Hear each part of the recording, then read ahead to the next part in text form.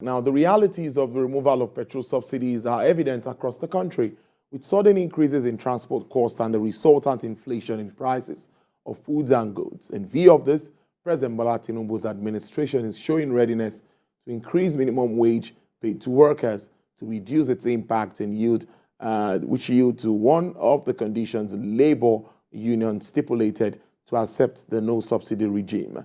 Let's talk about this more. And an investment strategy manager at AfriInvest West Africa, Mr. Temitope Omoshuyi, joins me via Zoom. Mr. Omoshuyi, good afternoon and thank you for your time.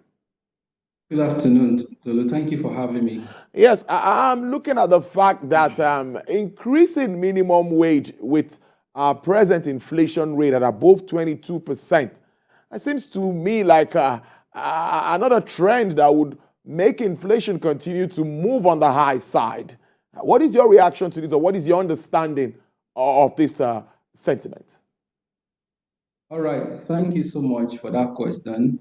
I think it's long overdue for Nigeria to have, an uptick to our minimum wage, right? Because it is quite abysmal if you compare what is obtainable, not just in advanced economies, but comparable economies to Nigeria.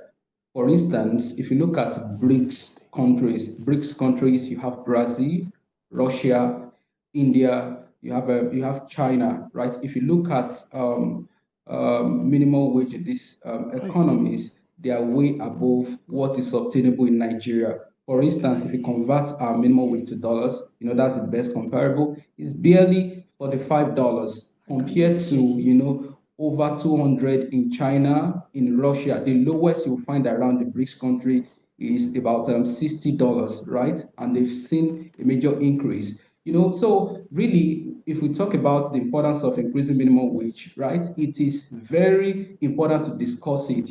Way back in the 1970s, 80s in Nigeria, minimum wage was well over $200, right? And it had continued to move down, from the 1980s. So something is wrong. Purchasing power is severely affected. So I think it's high time something is done about Nigeria's minimum wage. And I understand the fear of inflation, right? But then we have to look at the major pressure points for inflation in Nigeria, right? We've seen huge influence of lack of or inefficient productivity, particularly from agriculture sector and other sectors of the economy, plus increase in money supply, right, which is monetary policy induced. For instance, money supply had continued to grow by more than 20% in the last 3 to 5 years, and that is a major contributor to inflation. But will minimum wage contribute, will increase in minimum wage contribute to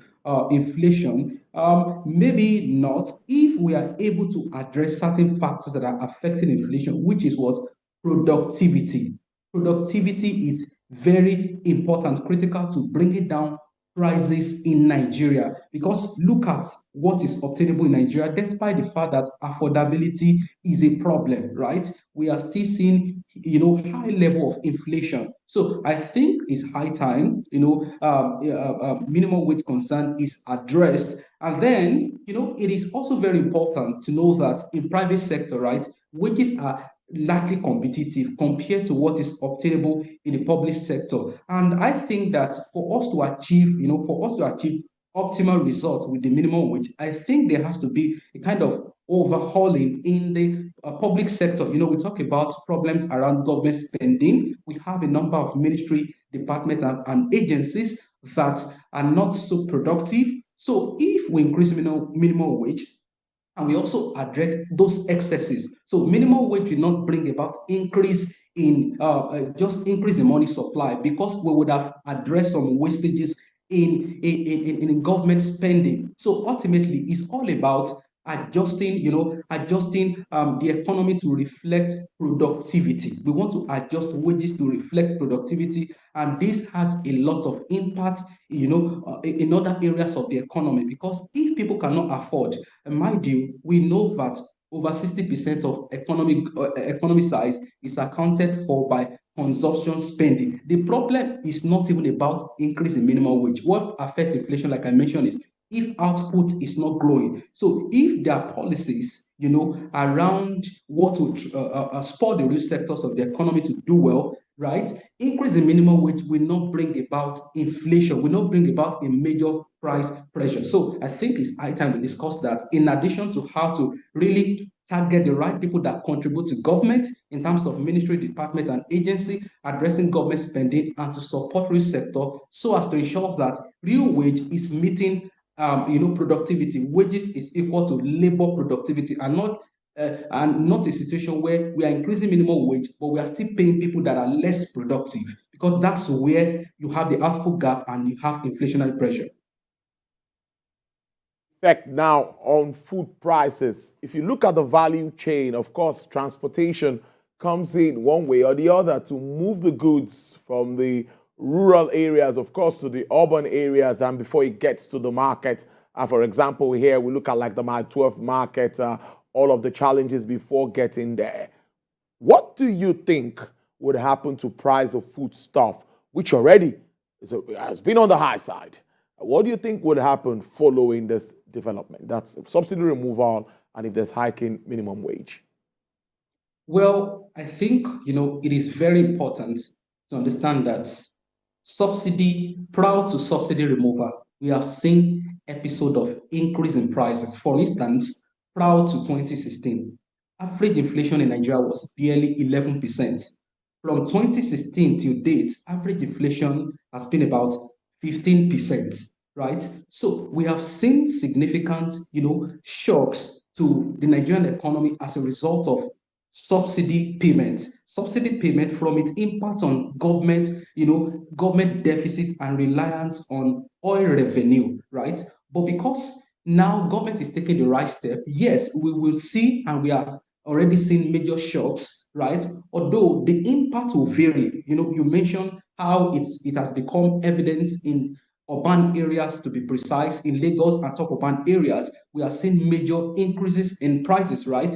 Some have increased by 300%, and I'm sure it's a function of demand and supply. Over time, we'll see that prices will moderate, definitely. It will definitely moderate, because I'm sure on the road you see that people have started rationing, the number of time they go out, they go out with their cars, and if you would, people will also adjust the number of time they use public transport. So all of this would bring about, once the subsidy is removed, it brings about market efficiency. For instance, in economics, there's what we call deadweight loss. Right, deadweight loss is a characteristic of when we don't allow, market forces to determine the equilibrium price. Deadweight loss usually happens whenever there's a price floor and price ceiling. So subsidy is a price ceiling, right? That is, we are setting a price, we are setting PMS price below the market clearing price. You and I know that the market clearing price, which is now becoming evidence,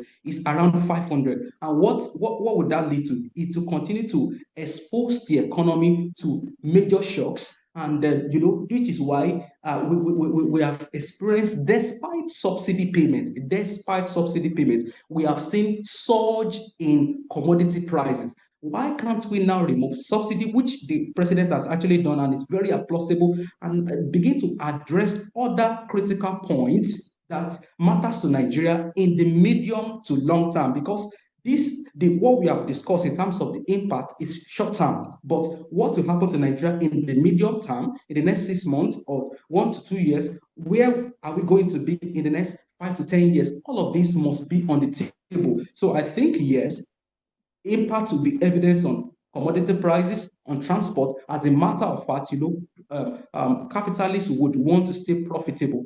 If they increase price to a certain extent and they know that they are not getting enough demand, prices will drop. We are seeing that in gas, gas prices, and a number of other areas that have seen a bit of, deregulation. Look at telecommunication sector. When we saw deregulation of the sector, prices moved down. So it may not be immediate, which is expected. As a matter of fact, do you know that, interestingly, from next year, similar time next year, right, all things being equal, prices will continue to decline because of the high base effect of what this may have cost. But then this will help government to address other critical areas that will have long-term sustainable impact on price stability. And I think that is more important than just the immediate impact. And yes, we've seen series of communication engagements by the president, which is very, very critical, which is very critical to everyone in the country, because Nigerians want a president that speaks to them, that tells them what is happening, tells them the consequences, and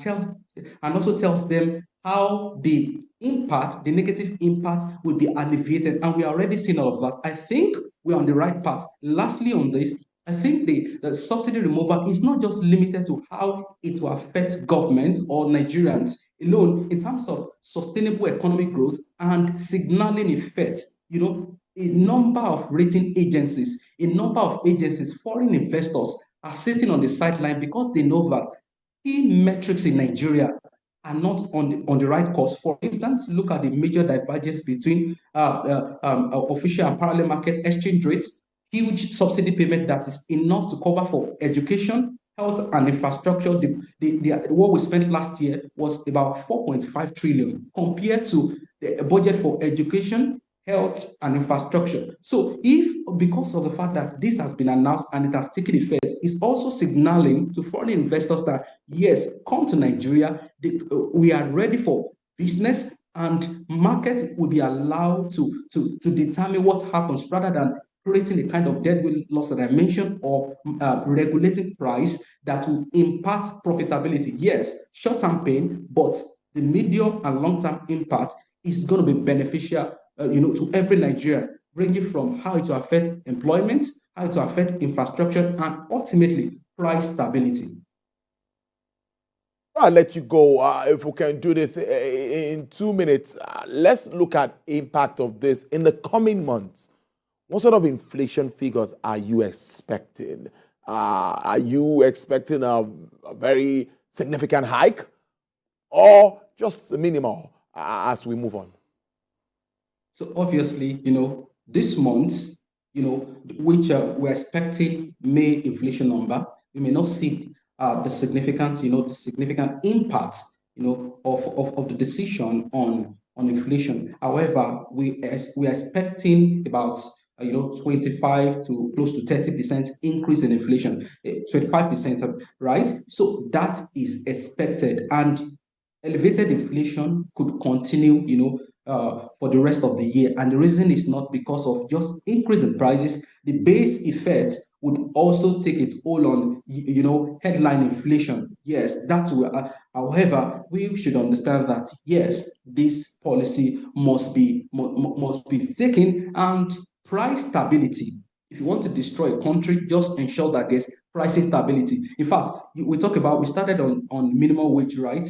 If there's no price stability, there's no need to even talk about minimum wage, because in the next 5 years, we'll be back here again to talk about another, increase in minimum wage, because real income or purchasing power would have plummeted as a result of increase, in prices or high level of inflation. So yes, we're expecting that inflation will be at the north of 25%. However, we think that this policy is needed. In addition to that, it is needed to address other areas of the economy that will have, major, medium, and long-term impact on Nigerians, that will bring down prices sustainably. Prior to 2014, Nigeria had inflation below single digit. Inflation was less than 10%. From 2011 till end of 2011 to 2013, inflation was hovering around 9%, 8%. But now I can't remember the last time we had inflation at 15% and all that. Inflation is over 20%. So it has to be addressed. Otherwise, we are just kicking the can down the road. I think we're on the right path. I must thank you so much, Mr. Temitope Omoshu. You do have to enjoy the rest of your day. Investment Strategy Manager, AfriInvest, West Africa. Thank you for your time. Thank you.